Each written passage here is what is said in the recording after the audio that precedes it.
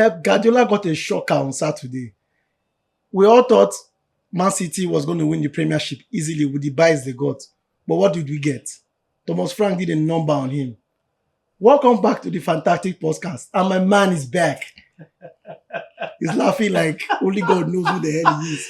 Guys, ladies, gentlemen, fans of Fantastics, I am happy to be back in the studio with you. What's up? What's going down? How are you? I'm glad to be back with Sabubu, and we have Lord Raf in the building for another episode of your number one podcast. I agree to Lord Raf. How are you? I'm fine. Very good to be back here again. Well, fans, Lord Raf lost his voice screaming, "Go on, Gunners!" But look at him now, completely finished. It's actually not just about Gunners. There's a specific Gunner that he was shouting because of. Lord Raf, you will tell us later why you carried that guy for head. But I mean, it was a weekend that threw, a lot of curveballs. Like Sabubu said, Pep got a shocker.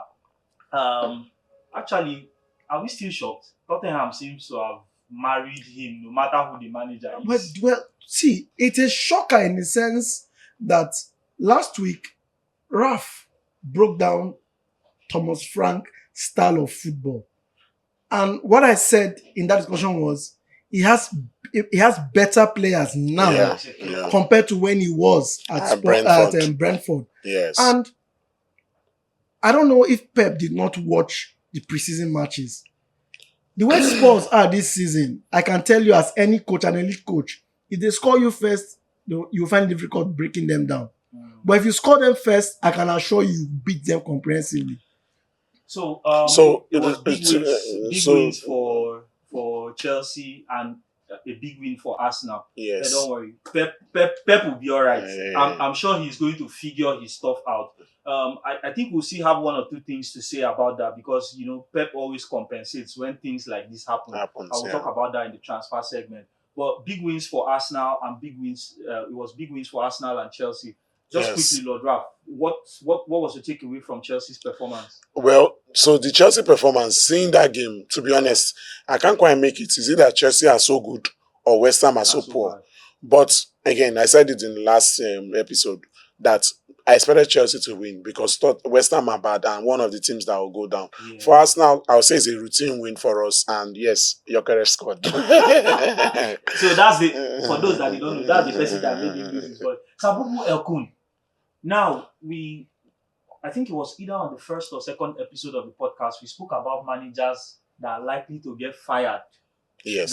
Who are already under pressure this season. And I remember pointing out that nobody mentioned Graham Potter.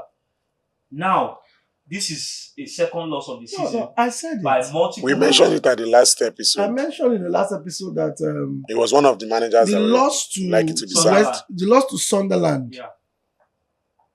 There's a way a team beats you. The nature of the loss. Yeah, there's a way a team will beat you, and people will say, okay, the team did their possible best not to lose that match. It was as if Sunderland steamrolled past them. And against Chelsea, they scored first. But if there's anything I'm going to appreciate Chelsea for, was the way they came back into that game. The goal did not shake them. I think what Maresca has done for that team is just keep playing, you score. And Estavo, that was brought into that team, is the joker for that Chelsea squad because people do not know him. Now he's coming in with a net of everybody has decided to watch how he plays. You know that he likes to cut in. But this one is very direct, like a normal South American player. Yeah. So we should expect a lot from Chelsea. They are favorite for the Premiership. If Maresca likes it or and not. Apart from that, to add to that, watching the game, I mean, I watch a lot of teams, and there's a way a team build up play and all that. West Ham could not build up play. Every time their goalkeeper had the ball, they went long. Every time they went long. I can count maybe 2 or 3 times at all in the whole game. That's not the way teams play nowadays. Yes, you don't have to play like everywhere or the place, but the fact is they didn't have the players to be able to build, or maybe it was a coaching problem. But there were deep problems within that squad, and I don't know if they can be able to recover. I think they were trying to exploit the lack of physicality in the Chelsea backline. Fulkrug is pretty big, so you might excuse the manager for They saying, don't okay, even they have wanted to physicality in the middle. utilize him. They don't even have physicality in the midfield. In the midfield, they were playing Sushek and Ward Prowse. Come on, that's a mismatch. Alongside Paqueta. So it's not well. We are not here to look at West Ham statistics. What we are saying is, it looks like Graham Potter might really be getting sacked. We don't know which morning, but one of these mornings very soon. Yeah. His job is on the line. Pitiably, he doesn't look like he knows what to do next. That's the problem. It's not even actually he's getting beat, or it's just the nature of he looks clueless. And I just hope he figures out how he's going to get himself back on track. No, it's the truth. He looks pretty clueless. And I'm sorry, Graham Potter, but we hope you get your act together. If not, you'll be getting your CV together. Maybe find another job. But generally, we have spoken about how the Premiership has taken off with a flying start. You mentioned you threw in Chelsea as one of the favourites for the title. Arsenal are obviously on top, alongside Tottenham. So, but from what you have seen so far, if I ask you to predict a top four come December, what do you think? I know it's still early days, but yes, we have to say it's still early days, but you have to look at us now for what we've been able to do in the transfer market, getting in key players in the transfer market. Of course, you still have to look at Liverpool. You still have to look at Man City. Never mind they lost at the weekend. You still have to look at them. And then if Tottenham can get, I say it, if they can get good players in, get a Savinho or two quality options for Thomas Frank, they will be in with a top four shout. Those are the teams I look at now and think they have a chance. Sabubu, what do you think? Well, just 2 matches. I can't tell you anything, to be honest. 2 matches. Why do I say so? Because teams are still trying to gel. City will still be very, very dangerous. We should not forget about that. The 2 goals Spurs scored that day were 2 errors by that young goalkeeper. Yeah. He's learning his ropes in the top flight in an elite team, not a Burnley. Right? Now, with due respect to Burnley. Yeah, then another team that will give everybody a run for their money is United. But I have my concerns for the match against Fulham. Because that match yesterday, Marco Silva outwitted Amorim in tactics. You notice the first 10, 15 minutes, United were on fire. And he just realized that if I do not checkmate Mbeumo, I will have problem in this team. And when his midfield did Mbeumo the thing before halftime, you notice that Cunha was as good as useless in that team. And for a coach of Amorim's pedigree, based on the way he was hyped, and a Marco Silva that has still modest and has helped a relegation candidate team to a mid-table team, because Fulham had their best tally in points in the Premiership era. You saw what happened. And if that match has stretched more than the time it was allocated, Fulham were looking more likely to win that match. He has the players. Now, United are playing with PSL and FFP, but they need those players to take them up. Because in the Premiership, if you're not spending, you just remain a mid-table team. And United, with all the glory and all, they need to do the right things as fast as possible. The way the Premiership has been, the Premiership has been in the past 2-3 years, if you don't have a fast start, you will suffer. Okay. So, talking about signings now, if you were to say they needed to reinforce in certain areas, where would you? He needs someone to either bench Casemiro or someone that has to give Casemiro a run for his money. Because he doesn't have the legs for the Premiership. Ugarte, he didn't really peak at PSG before they brought him. For Enrique to allow him go, you know that he saw something in Vitinha that other people did not see. But if I'm to add to that, actually, I don't even, looking at Amorim now, I rated Amorim highly initially at the start. But as time wore on, looking at him, he's let me down. I don't think he's that guy. Because I don't know if you saw the interview, post-game interview, Iwobi and Smith Rowe. Yeah. They talked about United tactics and how they could break it down. They worked on it. Yeah. If opposition players are already sourcing So you out cumbersome. Yeah. and saying this is how you play and we bypass your midfield, Yeah. I mean, Then you. it So speaks a his lot to in-game See, management. Rance, was really do you good. realize if a Sesko, Mbwemo, and Kuya plays in a team like Liverpool, they'll Man play City, or much better. Arsenal, They'll be they much will better. blow teams away. Though I don't know if they'll blow teams away, but they will be much They'll be better. much better. No, they would. You know why? Let me tell you. The quality of those three players, let me say two, because Sesko came in the second half.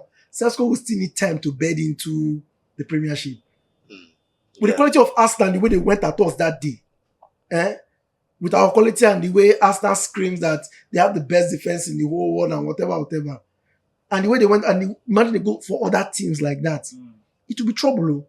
So he has to sort out that midfield and decide who's going to be his number one goalkeeper. And another thing to add is 2-man midfield in this day and age will hardly ever work.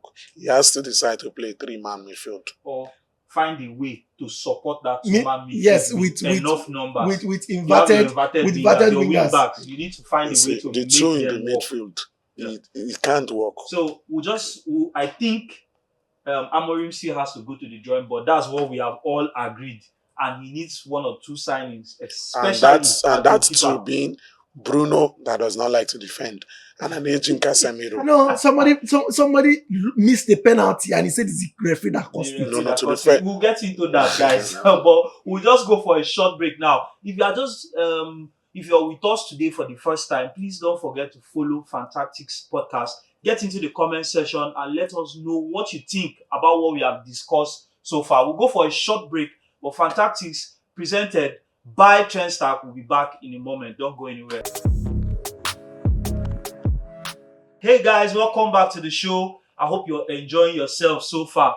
We have so far touched on, some of the matches from the EPL, but quickly let's just, touch down other leagues and see what's happening. In Spain, Barcelona and Real Madrid both picked up important wins for their team. Barca came from behind to get maximum points, and although Real were a little bit shaky, Mbappe still got 2 goals and they got the win. Courtesy of a cameo from Vinicius Junior for the ages. So far, guys, what do we think about the La Liga? How is La Liga shaping up so far? To be straightforward, it's shaping up to be a 2-horse race. As usual. Okay. Because Atletico Madrid, they are not Atletico Madrid at all. Atleti still, shed the spurs again. And you get to, after scoring first, and you get to wonder. Sabu, we were talking about the kind of signings they made. And Simeone, always doing Simeone. Do you think they need to change their manager? I've said it over and over again. When a coach stays too long, he has what they call self-entitlement. We saw it with Alex, we saw it with Arsene, and we're now seeing it with Simeone. I'm not saying he has lost his touch, but other teams are learning, unlearning, and relearning, which he's not doing. And for a Julian Alvarez to want to leave, and Gallagher is already reported to go to Palace. To take over from Eze. It's a long way. The next 7 days would either make or mind a lot of teams. Yeah. And another team that we need to talk about is a team in Italy that brought back, in quote, now a veteran coach in Allegri. And they lost to a team that many people have not heard about at home. Yes. Now, that is another problem with, in quote, going back to your vomit. At times it works, at times it doesn't work. At times it ends woefully and disjointed. And I hope Milan don't get into crisis very early. Because for Napoli to lose a Lukaku and they won their match away from home against a very tough team that gives the top 6 problems. Yeah. And they're already planning on getting United's that's a team that knows what they're looking for. Yeah. I think on Allegri's return to Milan, I said it sometime. If at at this age, you're going back to tactical dinosaurs. Those guys, they were behemoths in their day. Their days. But the way football has It seems evolved now, football have the less likes them. of Jose, with all due respect, Allegri, those guys, even Simeone, they are still stuck in their old ways. They are refusing to evolve. And, they have figured out those tactics. I'm just saying, as a manager, you need to be able to bring something. Reinvent yourself. See the match of yesterday, the United versus Fulham. Marco Silva changed his tactics like 3 times in that match. He was just changing it just to suit him, counter United and make his players comfortable. And when Smith Rowe came into that match, you saw the game changed with that other guy that I've forgotten his name, that is Johnson or Josh King. Came in. You saw the way the game, and you had a Kobe Mino on the bench, a hungry player. Imagine if that guy had come into that game as at when the game was. They needed some athleticism. And you left him there, legs. And you saw the guy fuming on the bench. Well, like we said, if you want to employ a coach and you go for a dinosaur, welcome to Jurassic Park. That will be the name of your stadium. We have nothing to say. Moving forward, also Bayern picked up a big win. No, Bayern's own was expected, but not the scoreline. It was embarrassing for the German league. Yeah. Eric! See, investors are not happy. and Eric Ten Hag, wherever you are, you came in highly recommended for Bayern. Who recommended that? The board. because if they ask the right question, Man U fans, I know you will not recommend him. No, see, Cesc was who they wanted. But Cesc wasn't willing to leave Como because he wanted to build something there. Yes. Because, he knows. Funny enough, he was approached for the Inter job. Yes, also. But I think he was more inclined to go to Inter. The club put their foot down on that he won't go. You understand? So if he said he was going to Leverkusen, they allowed him go because it's outside Italy. So I don't know about him, but he needs to start. I don't know the English to use. People should help me. Eric, to be fair to him, he lost a couple of key players, so that may also affect his tactics. But Lord Ralph, teams lose key players. Is it that I didn't go to the market to buy well? Because there's anything about Leverkusen I noticed in Bundesliga, them and Dortmund buy good players all the time. They made a few signings, which I know in quality, experience, and all that. It doesn't. But you have a preseason, and there are some matches that you are expected to pick up points. The problem with Leverkusen is not that they are losing games; it's how they are losing games. And it just looks like he has not been able to break the cycle of that. But let's give him time. It's just the first game of the season. Eric, no problem. On Saturday, the Premiership resumes, and Chelsea starts with lunchtime kickoff, where a win for them and a good win puts them at the top of the Premiership. They're playing Fulham. But Fulham has always been a bogey team for Chelsea. Yes. Indeed. I think, like you said, Silva is a very sound tactical manager. It's going to be another contest. Chelsea have shown that they can't avoid conceding goals. From what I have seen, I think Fulham will be able to get a goal or two in that fixture. But Chelsea have also proven that they know where the back of the net is. So you expect a fixture with both teams to score. I look at the Chelsea straight win. A win. Then Saturday might just be the day United win their first match. They're playing Burnley. It's not so straightforward. No, what do you think? It's not so straightforward. They would. Because even ask any United fans, they are worried. Yeah, well, should they be worried for a promoted team called Burnley? Trust me, I saw a number of tweets today. They are all worried. Well, it's no problem. I would say that Man United will get a win against Burnley. Then on Sunday, Super Sunday, we have Liverpool taking on Arsenal at Anfield. That's a blockbuster. I think we can spare a few seconds to look at that match. Sabubu, let me start from you. Where do you see that match being won or lost? Well, Saka is out for 3 to 4 weeks. Let's say 6 weeks. They say it's better 6 than. weeks. Trust me. That's the way it happens. No, it's a strain. So for a typical hamstring strain, if it's just a strain, it's 3 to 4 weeks. But I can tell you, will come back in 6 weeks. No, I don't think so. We have always heard about it. I don't think so. Saka is See, Saka recovers quickly. Don't worry, let's forget you about remember the time that? frame. You Let's remember go. as long as surgery has taken place in that leg, No, it's not the same leg. it's not the same leg. Okay, that's the luck he has. Mm.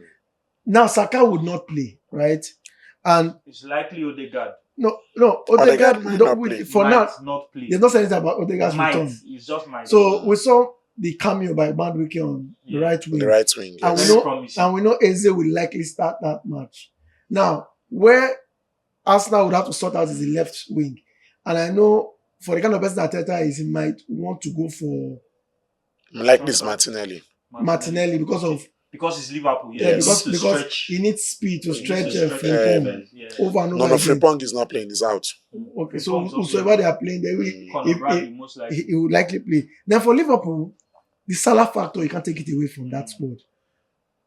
Salah, I've said it over and over again that Salah is having the field vision of a Messi, where he doesn't run around like before. He just glances the field and is at the right place at the right time. Arsenal's defense, fine, but against Liverpool, they always concede, even if they don't lose the match. You understand? Okay. I look at both teams to score. Okay. The safe bets will be both teams to score, but I will back Arsenal to win. Okay. Why? What makes Because the difference for you? I feel right now Arsenal are a team full of quality players around. Players that are itching to make an impact, because if you don't make an impact, you are going back to the bench. Yeah. Now, we don't have Saka and Odegaard, but we are not overly scared because I'm going to Anfield without Saka and Odegaard, because we have quality players that are ready to step in and fill in the slots. So that gives me a lot of optimism. Okay. And the midfield, I think, well, maybe they may have Gravenberch back, which would help them. Yeah. But I think Arsenal midfield with a Zubimendi, with a Rice, and possibly an Eze, it edges it quality-wise. And I think the game might just be won in that midfield. Another thing again is... But make no mistake, it will be a tough game. Another thing again is the midfield has to click from the get-go. Not that risk they did against United. And not the first 10 minutes against Leeds. That midfield has to click from the get-go. Yeah. Because Newcastle versus Liverpool will tell us the kind of Liverpool we're going to meet on that Sunday. Yes. You might still meet a different one And, from what you and, see. But and it's a grudge match. Yes, The that was Newcastle is is a big time. So the match will be... The good thing about that match is it might take a lot out of Liverpool. Yeah. Because Newcastle will stretch them. You understand? But emotionally charged. as I said, both teams to score. That's not defense will likely crack in that match. Right now, Arteta has no excuses. You can match, Arsenal squad for squad with anybody in the league. So it's quality wise, not numbers. Because Chelsea, if you get 80 players, they get some more back. Yeah. Then another match that we have to put an eye for is a team that is another bogey team for a big team, Brighton City. I don't know. We were talking about Pep earlier, right? Mm-hmm. And we noticed that from his own angle, he also did a job in the market, but he seems to have laid responsibility with Trafford to start in goal for Man City, and so far it has. Now I need to know what the problem is with Ederson. Right? He has Ederson, he has Ortega. No, Ederson has been linked with a move, so maybe. I don't speak for Pep, but I'm just saying maybe he's thinking, is this guy in the right frame of mind to play for my team, or does he want to go?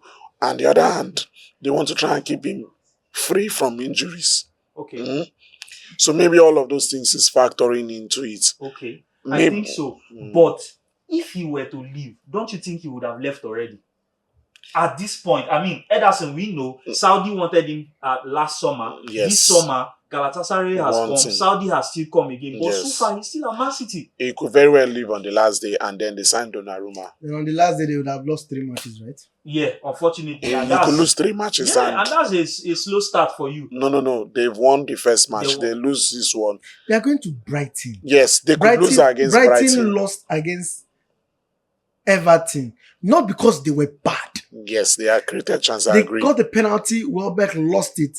They lost that match because they were overwhelmed. The poor finishing, really. With the poor finishing and atmosphere and everything, Yeah, So Brighton is It's a tough game it's for a them. crazy team. So far, so good. Sabubu, selected fixtures. Do we have some odds for the investors? Well, Inter Udinese, we all know that it's going to be a straight win for Inter. Lazio, LS Verona, we know it's going to be a straight win for Lazio because these are teams that want to they are top four. They have Because ambitions. They have for the top ambitions. run. And one thing about Italy, the way Italy is you aim for top floor and you have the chance to win the Scudetto, You take it from there. you push. That's the way it is. For Napoli, we know Napoli would win. So anybody puts their money on Napoli, good for them. For Barca, we hope Barca is leaking too many goals, It's a and concern. which is not supposed to be so. But they will come good. Most of the big teams are going to be at home this weekend. So if you have the mind, you can go for straight win.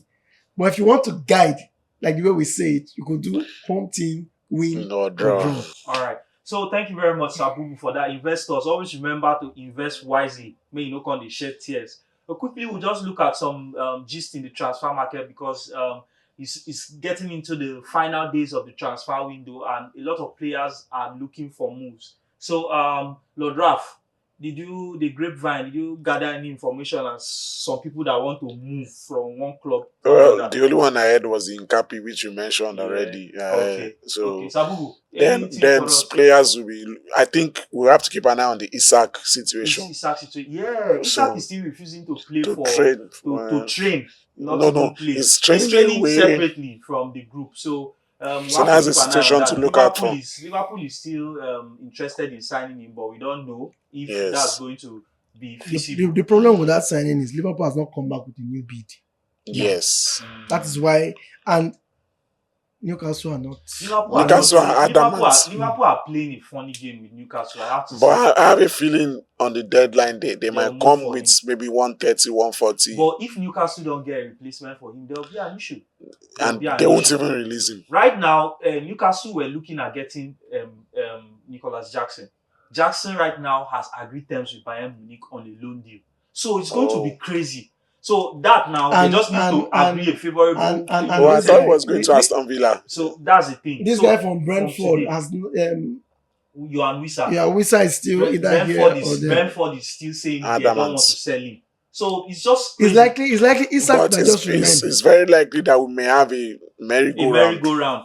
All right, we'll have to watch out for make it. Joy go round. Axel Disasi is also looking like he's ending up at Bournemouth because of that depleted back line. And then there are also some other moves. Nico Paz was bid for by Tottenham. 70. Yes, but it seems Real Madrid have pulled the strings and say, "Guy, wait for us next." We missed out on Eze next season. Yeah, Well, I don't know what's up with Tottenham. Maybe because he's rejecting them. That guy, the Paz guy of Como, he's a Real Madrid guy. Yes. They have the first refusal. Yes. And part of what we got to understand is their first refusal is $10 million. 10 million. But euros. Not even pounds. It's dollars. Those guys. It's dollars. No, but wait. The way it was structured is they have the first refusal. Then if it comes back to them and they want to resell, they have a sell-on clause they will give to Como. Yes. But I think they are looking for a playmaker right now. So it's looking likely that he's going to fit into that Madrid midfield. But I mean, that's crazy. Next season. That's crazy. 70. And you say, well, that one is, for the love of the club, your motherland. So that's for him. Also, I think somebody else is rejecting Tottenham. These days, everybody rejects Tottenham. Incapi also agreed terms with Tottenham. Yes. Arsenal entered the picture. He said they dance Malian dance now. Oh! I asked Tottenham. What is better than jacking one player? Jacking two players. Before we go, let's talk about the Nigerian striker, Boniface. He had his medicals with Milan. But, people fail to realize that Italy and Germany have the best health system in Europe. And they are very, very thorough when it comes to medicals. They are the only countries that can dictate issues with your heart easily compared to the other teams in Europe. And based on his injury, that ACL he had when he was playing for Bodo Glimt and the other one he had with Leverkusen, when he was on duty with Nigeria one certain time, they are not really convinced that that knee might be able to withstand Load. the rigidity or the toughness of the Italian Serie A. I feel for him because that was an awesome deal for him, and he would have been like the main man if he had gone to Milan. Milan, yes. I think, yeah. I don't know how he's going to take. He's taking it very bad because him and Fabrizio had a fallout on social media yesterday. I don't know. What do you think? Well, like we said, I'm sorry, but for a retirement league, there are particular insistence on whether his ACL injury or his pass has healed or not. I mean, players are like gladiators. They go into the arena. They are scars from battle past. Yes. What you have to look at is this an injury? And we are not in the know of what it looks like. Yes. So it's a pity that he lost that opportunity based on the fact that he has been giving his all on the pitch. And we just hope that Boniface is a cruise guy. You understand? And sometimes you use it to compensate. But our hearts go out to him. We hope that he just hangs in there and keeps doing what he does. He's a great player. Another opportunity will come. This is not the last. This is not the last of it. Newcastle, please go and buy him. Okay, Newcastle, when everybody they reject, maybe. And to add to that, this is not the first time players have failing medicals. I recently heard that Jackson failed medical at Bournemouth. And a couple of other players. Guy failed medical at Chelsea. And then they later got moves. Adams. So Boniface, no worry, just bone your face. Another move will come. And we are all here with you. So guys, thank you so much for sticking with us. I hope you had fun on this show. I beg, follow us. Share us with your friends and your family. Engage us in the comment section. Let us know what you think. Because this is your show. It's not just us. From me to you, thank you for coming today. Lord, I have a word for the Fantasticals. Thank you very much once again. I beg you to advise Lord Ralph to make you know the 2 shots for no press. Because this one when you don't shout for 2 goals. What you happen if the guy scored 24? Calm down. It's early days. But I understand your enthusiasm because you don't want to be at the end of 007. My fans will understand. Sabubu. And as for me, I'll say the way it is. Invest wisely. See you next week.